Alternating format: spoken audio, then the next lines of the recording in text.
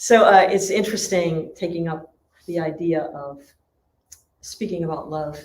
You know, when Rumi, one of my favorite sayings from Rumi is, when I went to speak about love, the tip of my pen broke when I went to write about love. There's nothing greater than love. It's the force field that is the consciousness of the infinite. It's that light, it's that energy that we think into and things come back to us. It's like that I'm like rubber, you're like glue kind of thing. It's like the cosmic pitch back of consciousness. Whatever you think into it with enough energy, and the energy in the form of emotion or joy comes back to you. It's the way we create things. So think about things you've created in your life. I know on Sundays here we offer baked goods and things like this. You could think about what you want to make for dinner. Then you've got to get the ingredients, or as my friend calls them, the ingrediments. And get those things and pull them together. And sometimes to have life, to have this divine drama here of, you know, incarnation on earth, just to see how bright we can be in the face of darkness, right? It takes all kinds of ingredients to play this role so we can see how good we are. You know, I'm sitting here with Helen, who's a world champion Taekwondo fighter, right? You would always want to fight with someone who's as good or better than you. Why? You learn.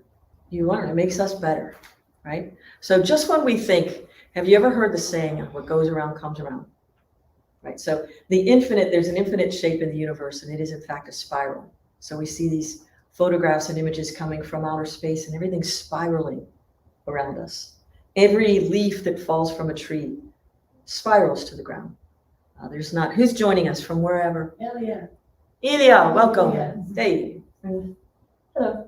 Yeah, let us know where you're joining us from. It's fun to see where everybody's from. Good morning, Joy, and congratulations, Duncan Hamilton. He's came in second place in the steeplechase.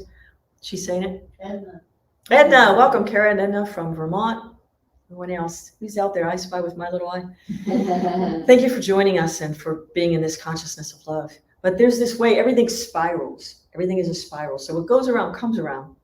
Do you ever notice maybe you get a similar lesson in a different form, where you think, I finally overcome that thing that I had from the time I was a kid, and all of a sudden somebody shows up with it again in a different form. It's like, here it comes again.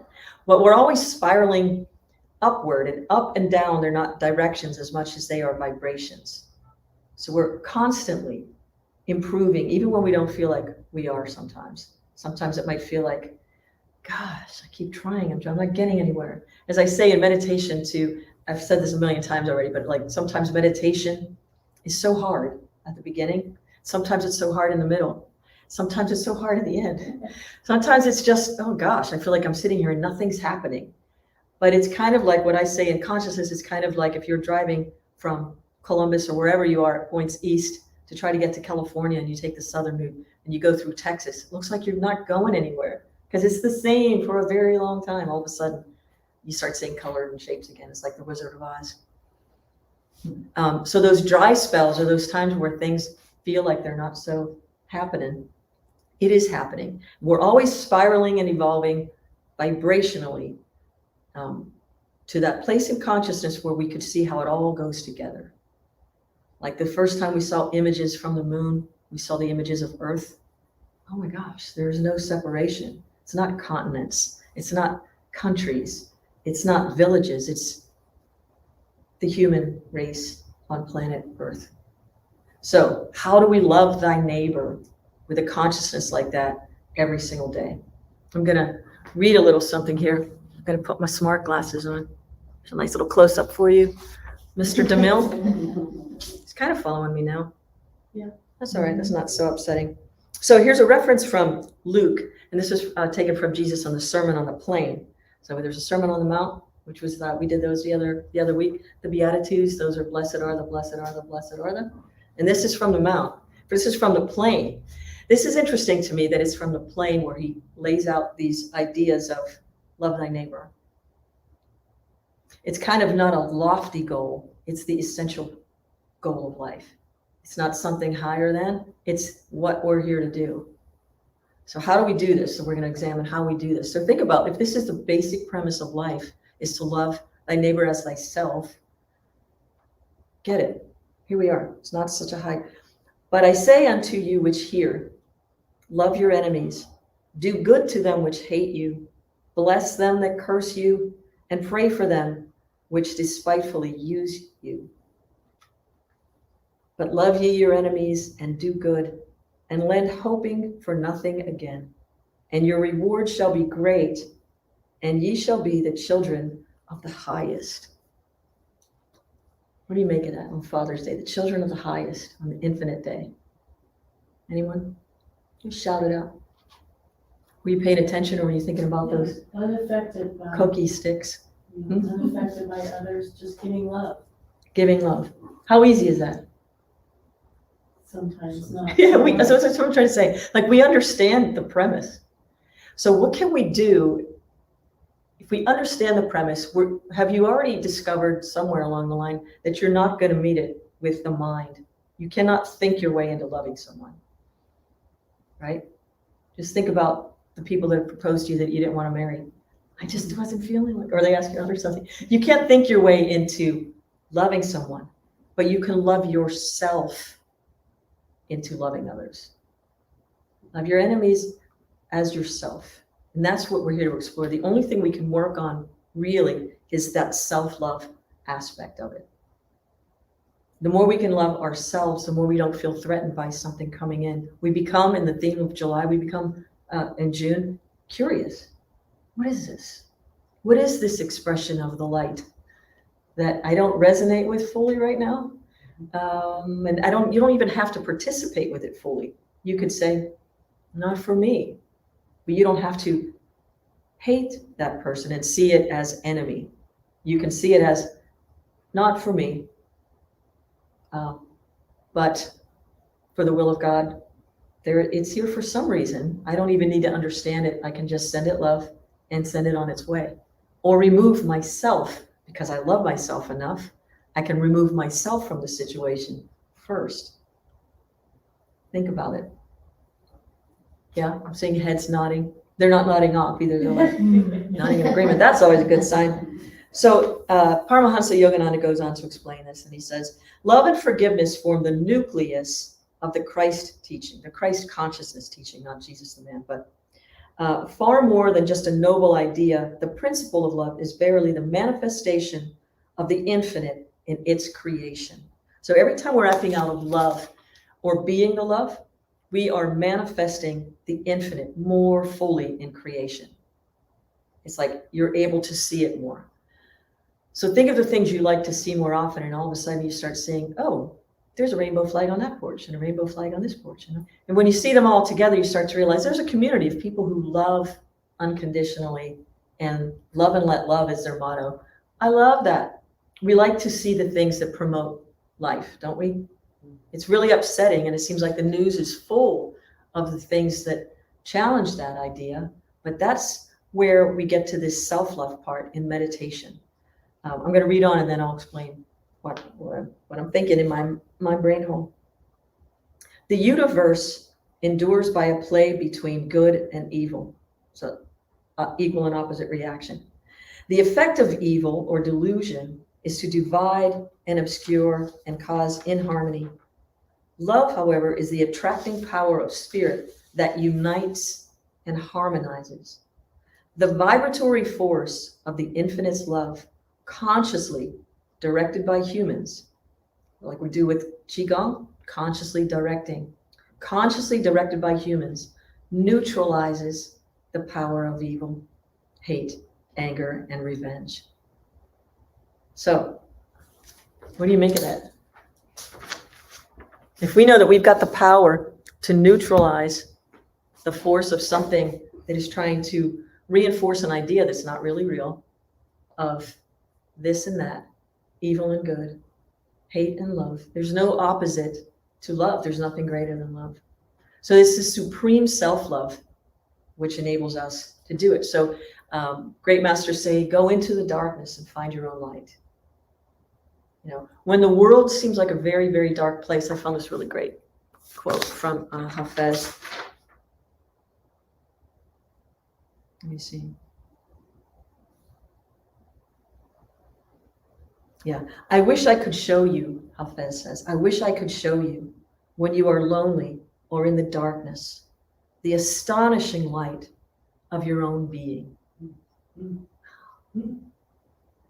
I wish I could show you when you are lonely or in the darkness, the astonishing light of your own being. So it feels like, do you ever have days where it just feels dark and lonely? Right.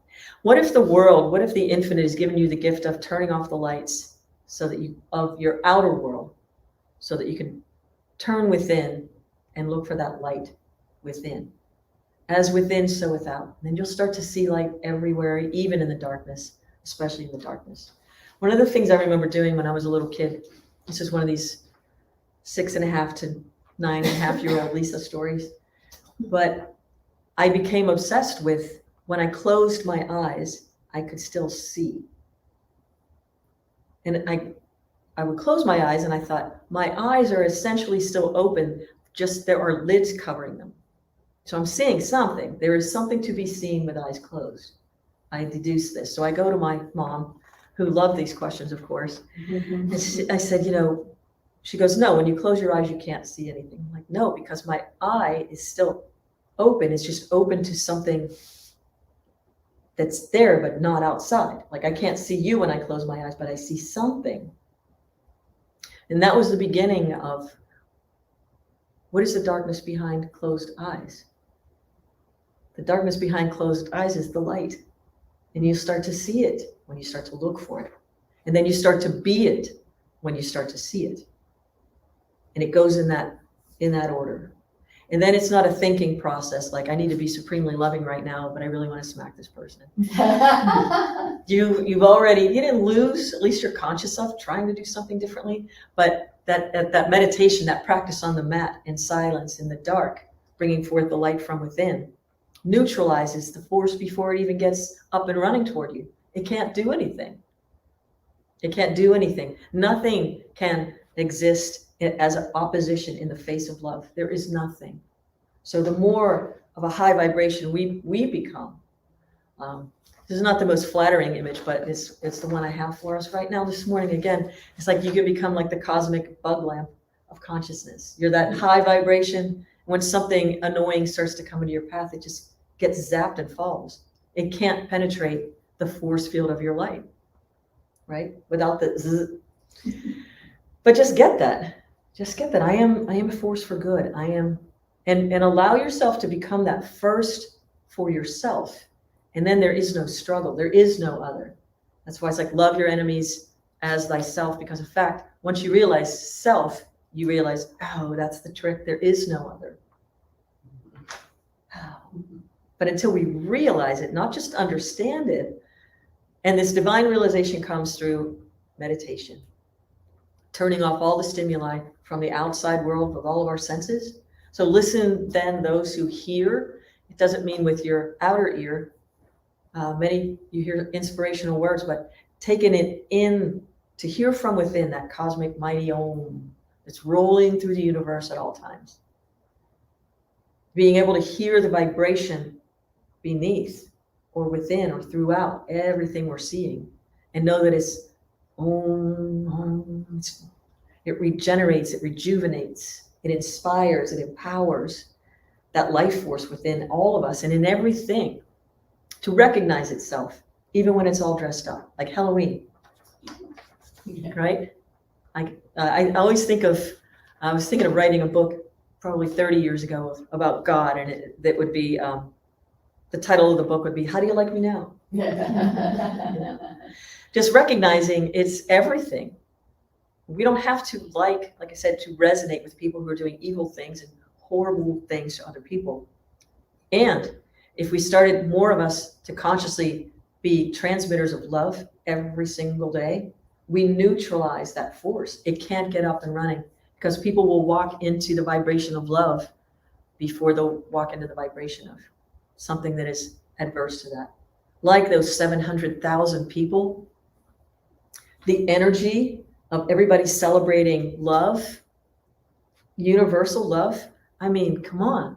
Like, just think of if you've ever gone to a sporting event in an arena of 60,000 people or more. Maybe you've gone to the Taylor Swift concert. You found an extra couple $1,000 under your mattress and you decided to go. Just when everybody's gathered in the name of whatever it is they're doing there, there's an energy, and it's great. It's contagious.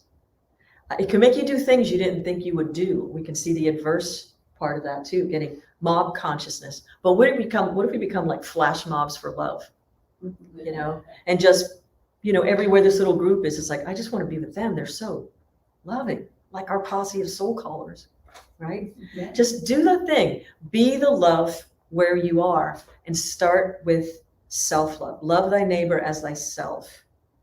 The order of that is, first, that it requires this supreme self-love. Loving ourselves and our own, let's call them imperfections, until we surrender them all in the fire, the purification fire. Rumi says, pure gold delights in the flame. Light upon light, brighten our golden face. So you are pure light. You are divine love. You are golden. You got the Midas touch, right? Everything turns to gold. You are pure gold. It delights in the flame. Toss into the flame those impurities, those things that you feel keep you separate from your own self-love. And recognize it's not a hindrance to it. It's you that creates the thought that this is other than. Give it up. Rumi says, trade in the drop and become the ocean. Give it up. Do it today. And step into that self-love. If you love self, that means you love God as self. And then that's your doorway. It's the only door you have, is the one within. The heart knows the way to the soul. And once it's unleashed, it's game over. You'll still get challenges, and you'll still get opportunities to, like, you know, we like sequels, don't we? Helen's turned me on to Bruce Lee and Ip Man and all these great things. And when you watch one of them, like where somebody harnesses that inner strength and can kick the crap out of the bad guys, I mean, you know, this duality playing out, it's all an inside job. You know, the whole story of the Bhagavad Gita, one of the greatest epic dramas in Hindu philosophy, is that the battle of the mind, the good tendencies that bring you closer to the self-love, and the ones that you entertain for too long and make you think, no, I don't think I can do this. It's all the Kurus and the Pandus on the battle of Kurukshetra. That's it. It's all a big battle for your consciousness. Where are you going to place your thoughts today? I'm getting caught up in it. Like, it's that simple. Don't get caught up in it, as my friend from Kentucky says all the time. Don't get caught up in it. We're here to play this divine drama. It's a stupendous calling to be loving in the face of all things. But every single day you need to reinforce it for yourself. I need to reinforce it for myself. You can eat today, and if you didn't eat for 3 days, you'll be pretty hungry, right? So don't starve yourself of your divine consciousness. Don't starve yourself. Don't go on a love fast from yourself. Give yourself some love every single day. And ask God to show you how, if you need it. Goddess, infinite, source. Make me an instrument of peace and love. But it starts with me. Peace begins with me. Starts with me. Yeah. Just thinking about. Make diamonds. I'm sorry? Make diamonds. Make diamonds. You already are a diamond. Just clear it up. Yeah. You know, extreme self-love enables us to love others. And another Hafez saying is, tonight we sat down doing satsang once, and it was like, that's it, the Hindu word for like an appointment with truth, just kind of like a meeting with truth, satsang. We're doing those on Wednesday nights, by the way, out at the Dempsey Event Center in the atrium from 7 to 8 every Wednesday. It's some form of satsang, singing yourself back to yourself every Wednesday night, 7 to 8. This Wednesday, we're doing it in the form of kirtan with our soul session, our SoulCall group of little devotees who sing for the light within. We just sing for God. That's it. Just sounding that inner landscape in the words of Julia Cameron. But Hafez would say, tonight the subject is love. In fact, I can think of no greater subject until we die. We come from love. We came to experience it in all of its forms. And then we merge back into the infinite source of it. That's why people feel such extreme peace. If we could feel that peace all the time, and when we unconditionally love others in spite of the fact that they can hurt us, then they can't hurt us anymore. When we unconditionally love self, You got the key. And we all have it. And you can't get it by proxy. I keep saying that, like we can't do it for each other, but we can remind each other when we forget. So let us be that mirror of infinite. So wherever you go this week, this day, this moment to moment, especially in consciousness, fight the supreme battle. Execute your will and your consciousness to win the battle of self-love. Win it. Own it. Claim it and own it. This world is for you. It is for you. And everything you need, just magnetize and charge it. Pull it in. Like you are a divine magnet. Like what I'm careful not to say to his little rose is, I'm a love magnet. No, you are a divine magnet of consciousness, bringing the highest vibration possible. Energizing my conscious dreams that supply, that sustain life, love, and the idea of a beloved infinite who loves me unconditionally and loves others too. May I be that perfect reflection, to just be love.